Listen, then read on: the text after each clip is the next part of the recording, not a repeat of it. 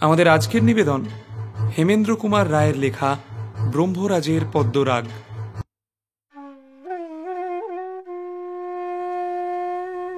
জয়ন্তর হাতে বাজছে বাঁশি। যখন কাজের অভাব হয় তখন বাঁশি হয় তার সাথী। আমি একটা ইজি চেয়ারে কাত হয়ে খবরের কাগজ পড়ছিলাম। সকালের কচি রোদ ঘরে প্রবেশ করছে ধীরে ধীরে।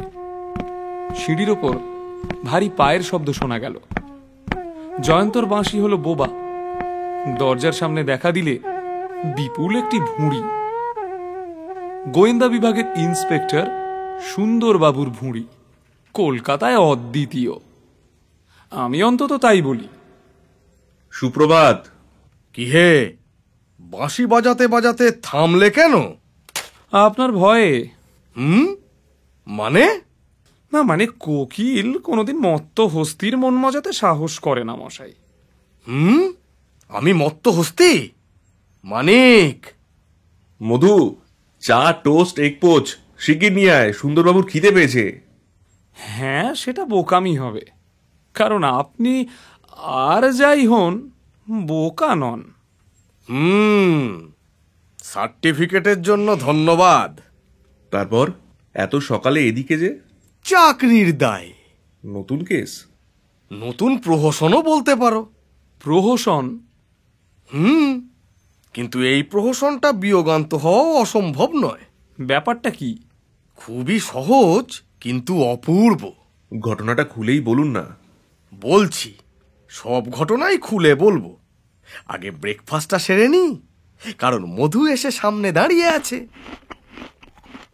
মোহন মল্লিক কলকাতার একজন বিখ্যাত ধনী। তার শখও যথেষ্ট। সম্প্রতি তিনি একটি প্রসিদ্ধ পুরনো পদ্মরাগ মণি কিনেছেন। মণিটা ছিল ব্রহ্মদেশের শেষ রাজা থিবরের রত্নভাণ্ডারের একটা প্রধান অলংকার। থিবর রাজ্যচ্যুত হওয়ার পরে মণিটা অন্য লোকের হাতে গিয়ে পড়ে। তারপর নিলামে ওঠে। মোহনবাবু সেটা 40,000 টাকায় কিনে নেন। মণিটার প্রকৃত দাম নাকি 60,000 টাকার কম হবে না। তো হয়েছে কি, কাল সকালে মোহনবাবু নিজের বৈঠকখানার টেবিলের সামনে বসে ওই থিবরের মণিটা পরীক্ষা করছিলেন। এমন সময় তার বাল্যবন্ধু সুরেন্দ্রবাবু অন্য একজন ভদ্রলোকের সঙ্গে ঘরে ঢোকেন। আরে মোহন, ইনি হচ্ছেন বিখ্যাত জাদুকর বিধুভূষণ বসু। তুমি এর সঙ্গে আলাপ করতে চেয়েছিলে, তাই একে নিয়ে এলুম। আসুন বিধুবাবু, বসুন বসুন। সুরেনের মুখে আপনার ম্যাজিকের অনেক প্রশংসা শুনেছি। বিভিন্ন খবরের কাগজেও আপনার বিষয়ে পড়ে আলাপ করার জন্য উৎসুক হয়ে আছি। মোহন, তোমার হাতে চকচকে ওটা কি? থিবরের মণি। কাল তোমাকে যেটার কথা বলছিলুম। অপূর্ব এর সৌন্দর্য। দেখো, একবার হাতে নিয়ে দেখো। চমৎকার চমৎকার। বিধুবাবুও মণিটা নিয়ে নিজের হাতে ঘুরিয়ে দেখতে দেখতে বললেন, এই যে এই মণিটার বিশেষত্ব কি? সবচেয়ে দামি পদ্মরাগ মণির রং হয় কপোত রক্তের মতো। এখানে সেই জাতীয়, আর আকারেও অসাধারণ। বিধুবাবু আর কিছু না বলে ওই মণিটা মোহনবাবুকে ফিরিয়ে দিলেন। মোহনবাবু সেটা একটা হাতির দাঁতের বাক্সে ভরে বাক্সটা টেবিলের ওপর রেখে দিলেন। আপনার ম্যাজিকের দু একটা নমুনা দেখান না বিধুবাবু। বিধুবাবু হাসি মুখে মোহনবাবুর অনুরোধ রক্ষা করলেন। তার মন রক্ষার জন্য একটা দুটো নয়, আধ ঘন্টা ধরে বিভিন্ন রকম ভেলকির খেলা দেখালেন। বিভিন্ন ম্যাজিক দেখানোর পরে হঠাৎই কাজ আছে বলে বিধুবাবু চলে যান। খানিক পরে সুরেনবাবুও চলে যান। মোহন মল্লিক ওই রত্নটাকে আরো একবার দেখার জন্য কৌটো খুলতেই দেখেন মণিটা বেমালুম গায়েব হয়ে গেছে। এই হলো গিয়ে আসল ঘটনা। আর কি শুনতে চাও? ঘটনাটা নতুন ধরনের বটে। এটা কি চুরির মামলা? তাছাড়া আর কি বলবো। মণিটা যে টেবিলের ওপর থেকে পড়ে যায়নি সে বিষয়ে কোনো সন্দেহ নেই। কিন্তু চোর বলে কাকে সন্দেহ করছেন? মোহনবাবুর মতে সুরেনবাবু যে কোনো রকম সন্দেহর অতীত তিনি আমাকে বলেছেন। সুরেন আমার শুধু বিশ্বস্ত বাল্যবন্ধুই নয়, তার নিজেরও সম্পত্তির মূল্য 30 লক্ষ টাকা। তার চুরি করার কোনো সম্ভাবনাই নেই। তাহলে বাকি রইল কেবল বিধু, তাই তো? কিন্তু মোহনবাবুর সামনে বসে সে কেমন করে চুরি করলো? সে জাদুকর, নানা রকম হাতের কায়দা জানে। লোকের চোখকে ফাঁকি দেওয়াই হচ্ছে তার পেশা। আমার বিশ্বাস অদ্ভুত ভেলকি দেখিয়ে দর্শকদের অন্যমনস্ক করে কোনো কৌশলে সে থিবরের মণিটা নিয়ে সরে পড়েছে। খুব সম্ভবত আপনার অনুমান মিথ্যা নয়। আচ্ছা, আপনি এখন কি করতে চান? আমি যাচ্ছি তার বাড়ি খানা তল্লাশ করতে। তার বাড়ি কোথায়? মানিক বসু লেনে, ওই কাঠাখানেক জায়গার ওপর ছোট্ট একটা দোতলা বাড়ি, ওপরে 2খানা ঘর, আর ওই 3 নম্বর বাড়ি। সে বিখ্যাত জাদুকর হতে পারে, কিন্তু তার অবস্থা ভালো নয়। কিন্তু থিবরের মণি কি সে এতক্ষণে সরিয়ে ফেলেনি? অসম্ভব। মোহনবাবু পুলিশে খবর দিতে একটুও দেরি করেননি। বিধুর বাড়ির চারিদিকে পুলিশের পাহারা বসিয়ে দিয়েছি। আরে আমার লোক খবর দিয়েছে, সে কাল থেকে আজ পর্যন্ত আর একবারও বাড়ির বাইরে পা দেয়নি। কিন্তু তার বাড়িতে মণি না পেলে তাকে তো চোর বলে গ্রেপ্তারও করতে পারবেন না। না, তার বিরুদ্ধে আদালতে গ্রাহ্য হয় এমন প্রমাণও নেই। বেশ, কিন্তু তবু চেষ্টা করে দেখুন। তোমরাও এসো না আমার সঙ্গে। আপনার আপত্তি নেই তো? কি যে বলো! জয়ন্ত 2 চোখ বুজে চেয়ারের ওপর এলিয়ে চুপ করে রইল। বেশ কিছুক্ষণ কাটল, তবু সে নীরব ও নিস্পন্দ। আমি জয়ন্তর স্বভাব বুঝি, জানি এখন আমার বন্ধু গভীর চিন্তামগ্ন। বলি, ও ভায়া, আরে ঘুমিয়ে পড়লে নাকি? জয়ন্ত সাড়াও দেয় না, নড়েও না, চোখও মেলে না। আরে বেলা বয়ে যাচ্ছে, আর তো দেরি করতে পারবো না। জয়ন্ত হঠাৎ চোখ খুলে চেয়ারে সোজা হয়ে বসে চিৎকার করে উঠল, হয়েছে, হয়েছে! সুন্দরবাবু, আজ কালী পুজো না? কিন্তু ধান ভাঙতে শিবের গীত কেন? বিধুর বাড়ি খানা তল্লাশ করেও যদি বামাল না পান, তাহলে আমি কি করব জানেন? কি করবে জয়ন্ত? জয় মা কালী বলে বাজি ছুঁড়ব। কি সব হেয়ালি করছো? এর মানে কি? ভেবে দেখলাম বিধুই চোর চূড়ামণি না হয়ে যায় না। কিন্তু বাজি ছোঁড়ার মানে কি? পরে বলবো। মানিক, আপাতত তুমি আর সুন্দরবাবু বিধুর বাড়ির দিকে যাবে। ঘণ্টাখানেক পরে আমিও তোমাদের সঙ্গে যোগ দেব, বুঝলে? কিছুই বুঝলাম না। এখন যাবে না কেন? এখনো আমার বাজার করা হয়নি। এই কথা বলে জয়ন্ত নস্য নিতে নিতে ঘর থেকে বেরিয়ে গেল। সুন্দরবাবু হতাশভাবে মাথা নাড়তে থাকলেন। বরাবরই জানি ওই জয়ন্ত ছোকরার মাথায় ছিট আছে। এইবারে সেই ছিট বোধ হয় পাগলামিতে পরিণত হবে। চুরির সঙ্গে কালী পুজোর আর বাজি ছোঁড়ার সম্পর্ক কি রে বাবা? তা জানি না, তবে এটা জানি জয়ন্ত খুশি হলেই ঘন ঘন নস্য নেয়। খামোকা বাজার করার জন্য ওর এত মাথা ব্যথা কেন হলো? মানিক, তোমার বন্ধুটা একেবারে অদ্ভুত। যা বলেছেন। এখন চলো, ওই পাগলকে নিয়ে মাথা ঘামিয়ে কাজ নেই। বিধুর বাড়ির দিকে রওনা হওয়া যাক। খানা তল্লাশ ব্যর্থ হল। বিধুর সমস্ত বাড়ি তন্ন তন্ন করে খুঁজেও থিবর পদ্মরাগমণির কোনো সন্ধানই পাওয়া গেল না। মানিক, আমাদের কাদা ঘাটাই সার হলো। এই যে মশাই, আপনাদের এখানে আর কোনো প্রয়োজন আছে কি? এমন সময় লম্বা একটা ব্যাগ হাতে নিয়ে জয়ন্ত এসে হাজির হলো। তারপর? আপনি আবার কে? জনৈক ব্যক্তি। খানা তল্লাশ শেষ হয়েছে? বুঝেছি, আপনিও পুলিশের কোনো কেষ্ট বিষ্টু। দেখুন, আমার মতো একজন বিশিষ্ট ভদ্রলোককে অকারণে আজ আপনারা যে হয়রানটা করলেন, আমি তা ভুলবো না। আমি চোর, আমি থিবর মণি চুরি করেছি। তাহলে তাহলে আমার সমস্ত বাড়ি তছনছ করেও চোরাই মাল পাওয়া গেল না কেন? এ কথা আমি লাট সাহেবের কানে তুলবো, বলে দিলুম। কার কানে তুলবেন? লাট সাহেবের কানে। তাই নাকি? লাট সাহেব? তা উনি আপনার বিশেষ বন্ধু বুঝি? বন্ধু না হতে পারেন, তবে তিনি আমাকে চেনেন। আমি তার সামনে ম্যাজিক দেখিয়েছি, আর তিনি আমাকে সার্টিফিকেটও দিয়েছেন, বুঝলেন? এই কথা আমি বিশ্বাস করি না। দেখবেন, দেখবেন সেই সার্টিফিকেট আপনি দেখবেন। নিশ্চয়ই দেখব, দেখান। জয়ন্ত, আমি খুঁজতে কিছু বাকি রাখিনি। মণি এখানে নেই, আর অপেক্ষা করা মিছে। জয়ন্ত তাড়াতাড়ি ঘরের চারিদিকে চোখ বুলিয়ে নিলে। একদিকে একটা চৌকি, তার উপরে ময়লা শতরঞ্জি পাতা, আর একদিকে ছোট্ট একটা দেরাজহীন টেবিল, তার উপরে ব্লটিং প্যাড, দোয়াত দান ও পিন কুশন এবং খানতিনিক চেয়ার।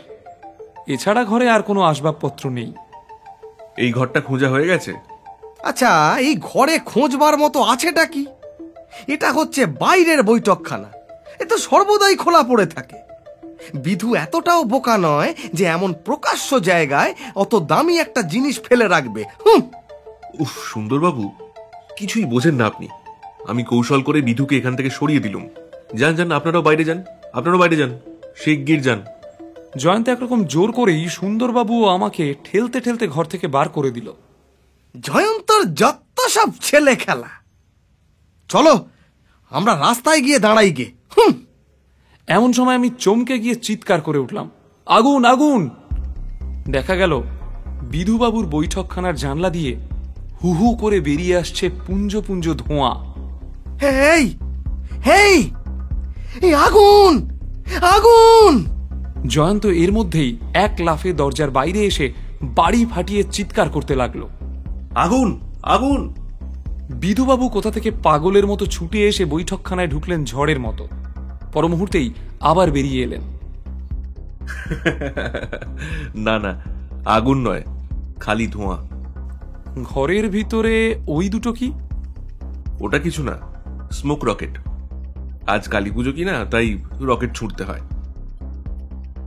আরে আরে, ও কি বিধুবাবু, পায়ে পায়ে কেটে পড়ার চেষ্টা করছেন কেন? সুন্দরবাবু, ওকে গ্রেপ্তার করুন। পকেটে থিবরের মণিটা আছে। এইবারে বিধুবাবু দৌড় মারার চেষ্টা করলেন, কিন্তু দুই দিক থেকে দুজন পাহারাওয়ালা তাকে ধরে ফেলল। বিধুবাবু তাদের হাত ছাড়ানোর চেষ্টা করতে করতে বললেন, আরে আমার কাছে কিছু নেই, ছাড়ুন না, কিছুই নেই আমার কাছে। আপনারা তো ঘর তল্লাশি করেছেন। ওরে বাবা, কিছুই তো পাননি, আবার আমাকে ধরছেন কেন? কিছু নেই আমার কাছে বলছি তো। আরে ছাড়ুন আমাকে, ছাড়ুন না। জয়ন্ত এগিয়ে গিয়ে বিধুবাবুর পকেট হাতড়াতে শুরু করলো। তারপর পকেট থেকে কিছু একটা বের করে বিধুবাবুর সামনে ধরল। এটা কি বিধুবাবু? আরে পিন কুশন। জয়ন্ত তখনই একটা ছুরি বের করে সেই কুশনটা ফালা ফালা করে ফেলল। তার ভিতর থেকে বেরিয়ে এলো একটা রক্তবর্ণের সমুজ্জ্বল মণি। এই দেখুন সুন্দরবাবু, ব্রহ্মরাজ থিবরের পদ্মরাগ মণি।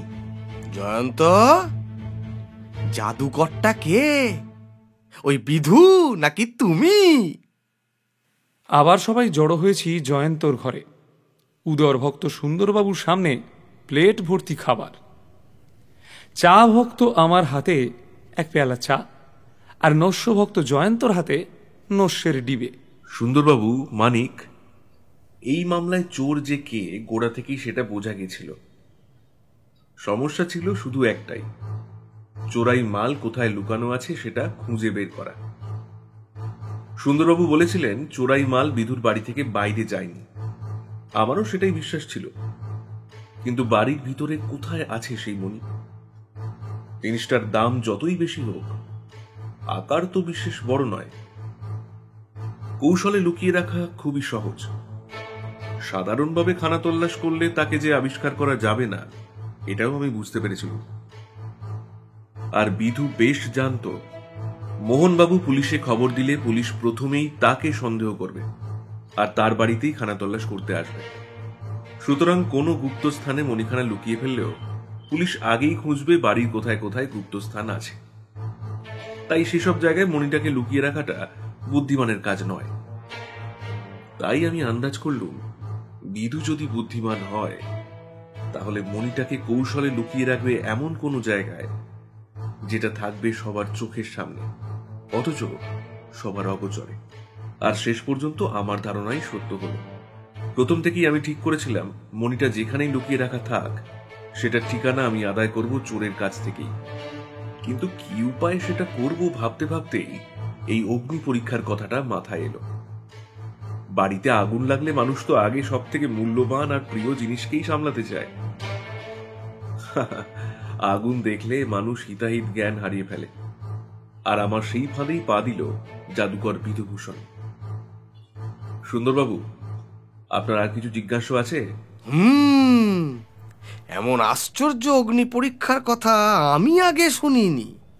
কিন্তু আমি শুনেছি। কিরকম?